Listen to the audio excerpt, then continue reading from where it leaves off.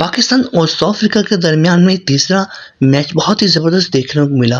South Africa ने पहले toss जीतकर बैटिंग करने का फैसला किया। बहुत ही ज़बरदस्त साउथ अफ्रीका ने बैटिंग की। 50 ओवरों में उन्होंने 352 का टारगेट पहाड़ जैसा टारगेट खड़ा कर दिया 6 विकेट के नुकसान पे, और उन्होंने ये कहा कि अब करके दिखाओ पाकिस्तान वालियों, और पाकिस्तान भी हम भी किसी से कम नहीं।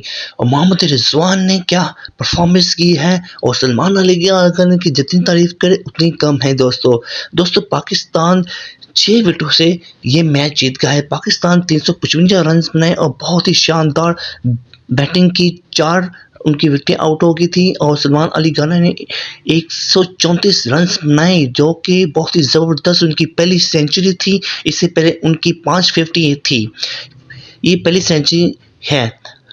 रिजवान ने बहुत ही ज़बरदस्त बैटिंग की। उन्होंने 122 रन किए और शानदार कैप्टन का और परफॉर्मेंस पाकिस्तान को मैच ही जितवा के दिया।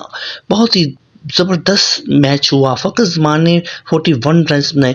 दोस्तों भारत वाले को तो आग लग गई थी, जैसे कि उनको इतना सरते हैं वो हमसे कि हम क्या आपको बताएं दोस्तों, कि जेलस होने लगे कि भाई ये क्या हो गया। वो स्पोर्ट साउथ अफ्रीका ही कर रहे थे, वो क्या अब नहीं पाकिस्तान कर पाएगा स्कोर दे कि हम भी किसी से कम नहीं। दोस्तों यूँ पाकिस्तान ने 6 विकेटों से मैच जीत गया है। 14 फरवरी को पाकिस्तान का और न्यूजीलैंड के दरमियान मैच होगा, जो पाकिस्तान के टाइम के मुताबिक 2 बजे होगा। दोस्तों आपको कैसा लगा? अगर रमज़ान के फ़ाइन है रमज़ान के, तो प्लीज़ चैनल को सब्सक्राइब करें, लाइक करें, दुआ में याद रखें, अपना ख्याल रखें। अल्लाह हाफ़िज़।